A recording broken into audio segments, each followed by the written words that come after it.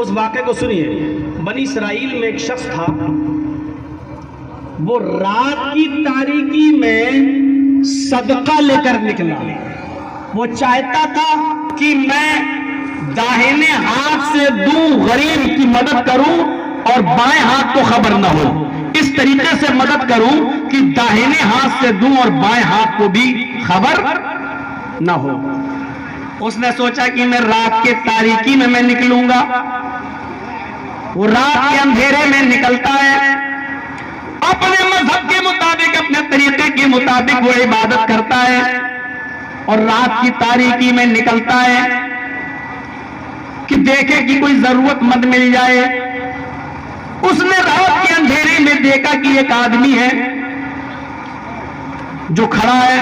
یہ اس کے پاس پہنچ گیا اور اس سے کہنے لگا، ارے بھائی یہاں کیسے کھڑے ہو؟ اس نے کہا تمہیں مطلب؟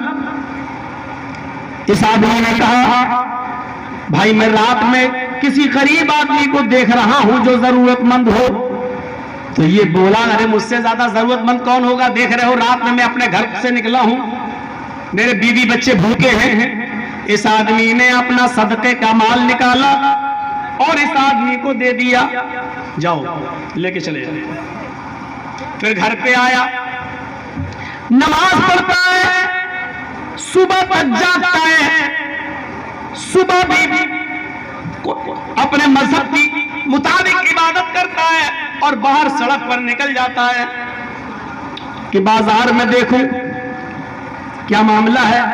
جب بازار جاتا ہے تو کیا دیکھتا ہے کہ چرچا ہو رہا ہے کہ ایک آدمی بیچارہ رات کی تاریکی میں نکلا، رات کی تاریکی میں وہ کسی غریب آدمی کی مدد کرنا چاہتا تھا، لیکن دھوکے سے وہ مدد ایک امیر کی کر گیا ہے، بڑے پیسے والے کی کر گیا ہے، پیسے والے کو صدقہ دے دیا.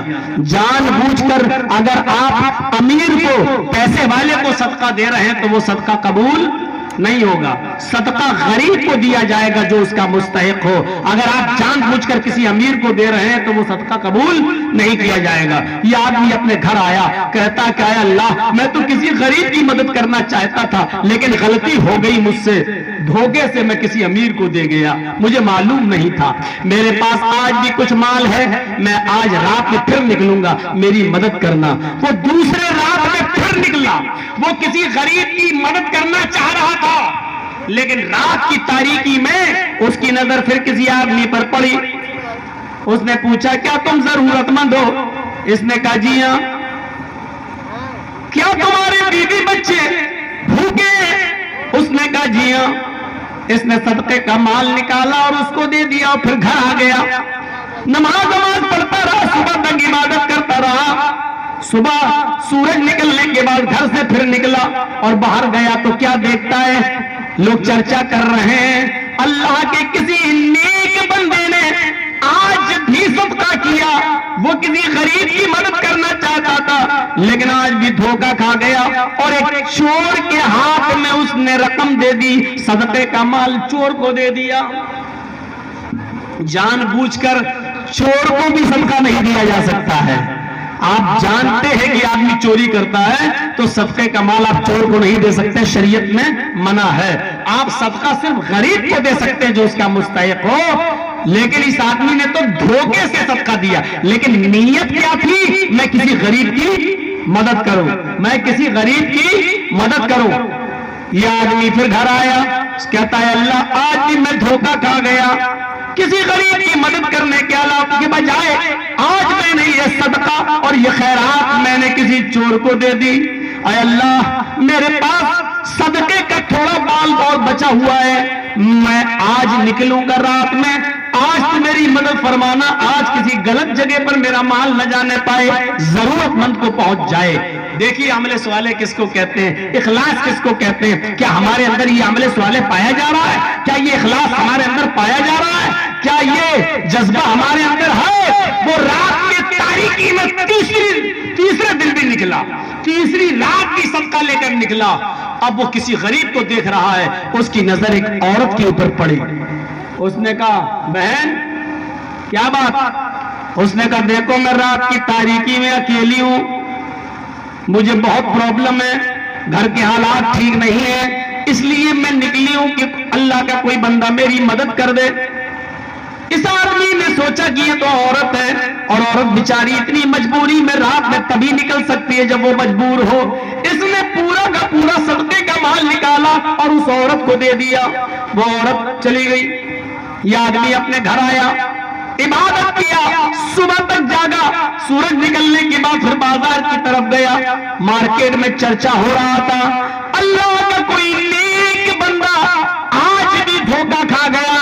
وہ نکلا کسی غریب کی مدد کرنے کے لیے، لیکن آج اس نے کسی بد چلن فاحشہ ایک طبائف کی مدد کر دی ہے۔ اپنا صدقے کا مال ایک غریب کے بجائے ایک زانی اور بد چلن عورت کو دے دیا ہے، پیشہ ور عورت کو دے دیا۔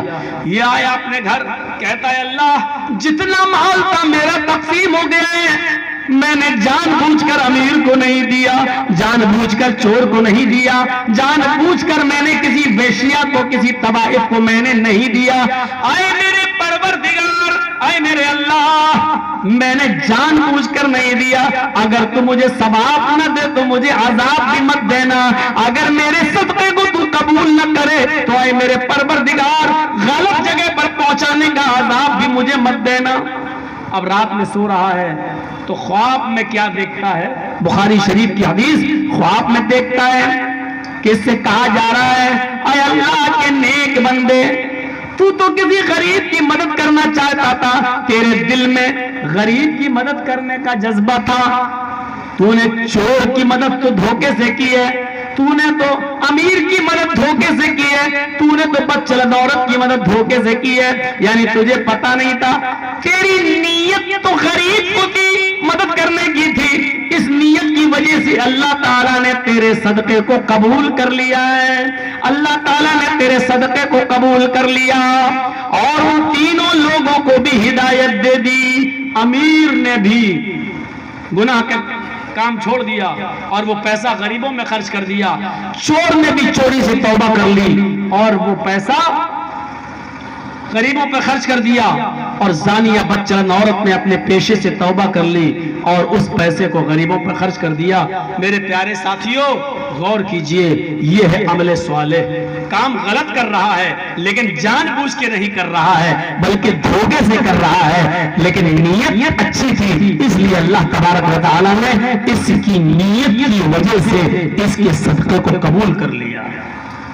آپ کی نیت اچھی ہونی چاہیے، نیت، لیکن نیت اچھی ہے تو جان بوجھ کر غلط کام آپ کرو گے تو وہ غلط کام جائز نہیں ہو جائے گا۔ مثلا ہمارے پڑوس میں غریب لڑکی رہتی ہے، بہت غریب، اس کی شادی ہونے والی ہے، اس کے پاس کچھ نہیں ہے، ہمیں معلوم ہے کہ فلاں جگہ پر سنہار کی دکان ہے، ہم سنہار کی دکان میں گھس گئے، چوری کی، اس کا سونا وونا چرا کے لائے، لیکن ہماری نیت کیا ہے؟ ہم اس سونے کو اپنے اوپر خرچ نہیں کریں گے، اپنے بچوں پر خرچ نہیں کریں گے، بلکہ اس غریب لڑکی کی شادی کروا دیں گے اس سے۔ دیکھیے ہماری نیت اچھی ہے لیکن ہم جان بوجھ کر غلط کام کر رہے ہیں، تو جان بوجھ کر اگر ہم کوئی غلط کام کریں گے اس میں نیت ہماری اچھی ہوگی تو وہ برا کام ہمارا اچھا نہیں ہو جائے گا۔ اگر دھوکے سے ہم غلط کام کر رہے ہیں اور نیت اچھی ہے تو اللہ رب العالمین قبول کر لے گا۔ مثلا